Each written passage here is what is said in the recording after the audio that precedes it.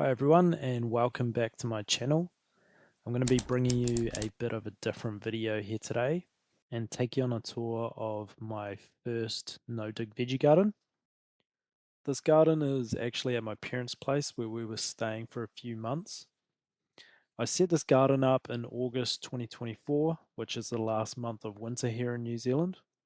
I started by laying down a thick layer of cardboard and adding a bit over 2 cubic meters of compost on top of that.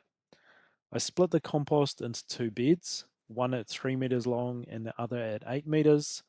Both of them were a bit over a meter wide. I added a bunch of coarse sawdust I had laying around to cover the edges and pathways, and added some old fence posts and rails as the garden edging.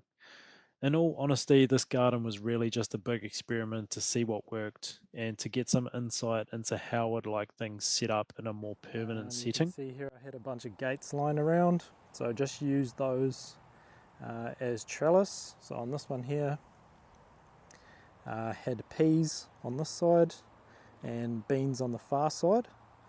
The peas sort of died out around the end of December, early Jan. I think the roots got a little bit wet and they ended up rotting in the soil. The beans, on the other hand, have been amazing. I think there is 6 plants there and we got over 12 kgs of beans off those. And there's some strawberry plants down the end there. In the middle here there's some capsicum, which haven't done a whole lot. Starting to get some now, but it's end of March now, so it's taken a long time for those to grow. Another really good crop that we had was the cucumber on this trellis here. I'm not sure exactly how much cucumber in terms of weight that we got off it, but they've been amazing. They've just been producing so many cucumbers. So growing cucumbers vertically I've found to be really good. Also tried to grow some zucchini vertically, but didn't have much luck with that. And then down this end of the bed had some watermelons here, and then right down this end had some sweet corn. I think we had about 25 sweet corn plants. I don't think it's a crop that I would grow again, given the yield that we got off it and the price of sweet corn. I mean, you can buy sweet corn cobs for about 50 cents each in season here in New Zealand, so it's probably not something that I would grow again. I'd prefer to use the space for something else that we can get a bit more yield off.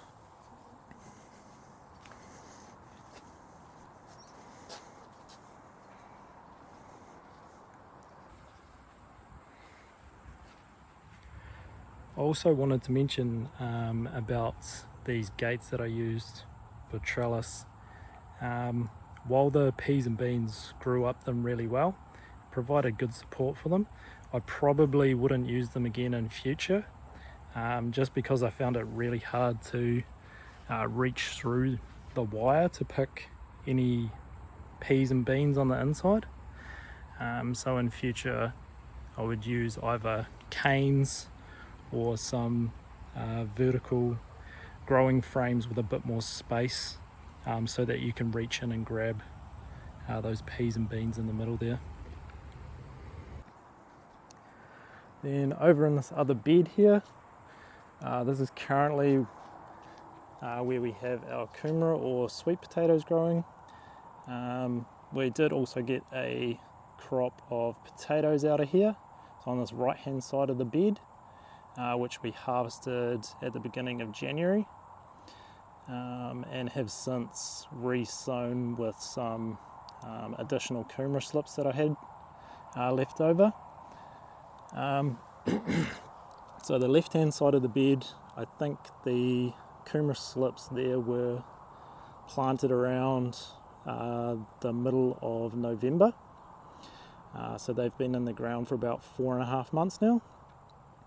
So what we're going to do today is dig up the left hand side of the bed and try to leave the right hand side of the bed so that those slips or those kumara plants have a bit longer in the ground. So I'll probably wait till the first frost to harvest the right hand side of the bed. Over here, just added an extra sort of box garden to put our tomatoes in.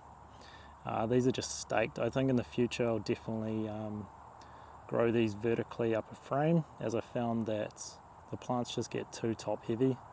They've got so much fruit on them that they end up just bending over or pulling the stakes over. So yeah, next time definitely do them vertically.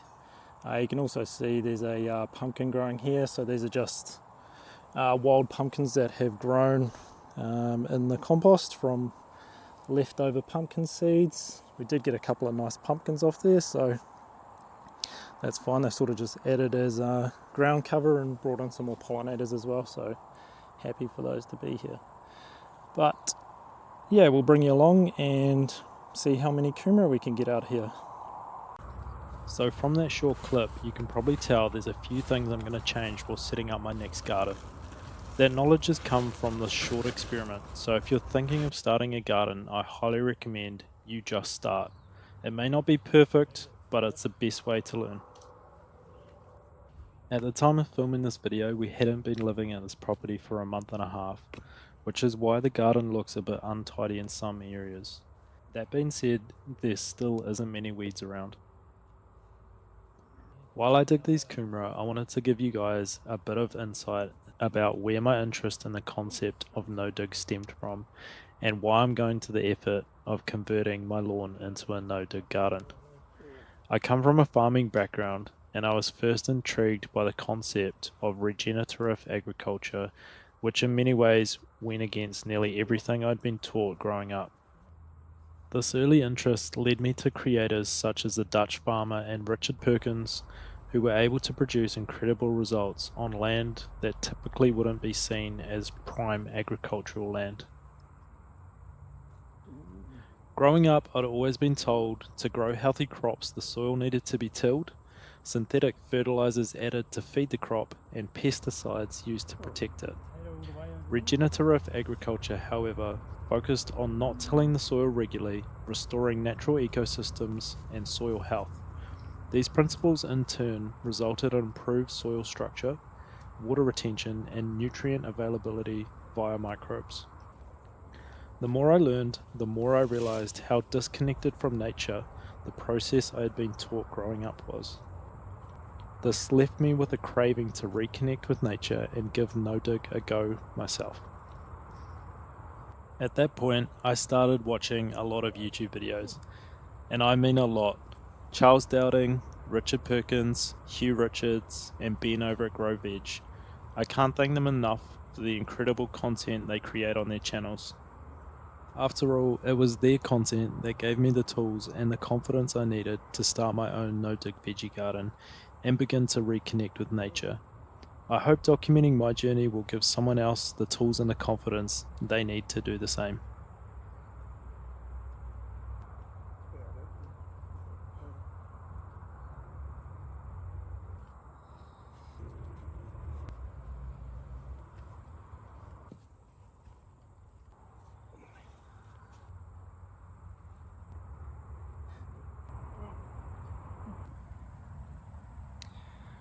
Alright, so I'm pretty happy with that, considering it's my first time trying to grow kumara.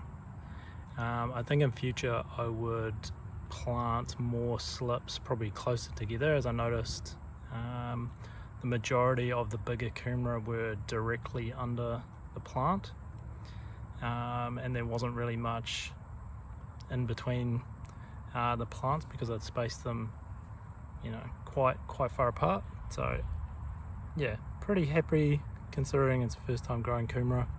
I would definitely do a bigger bed next time, and like I say, plant those slips a bit closer together. Alright, we're back home here and I've had a chance to weigh those up, and we've ended up with 6.7 kg, which is going to last us quite a while. I'm going to take them outside to cure now for a few days, making sure that I cover them at night.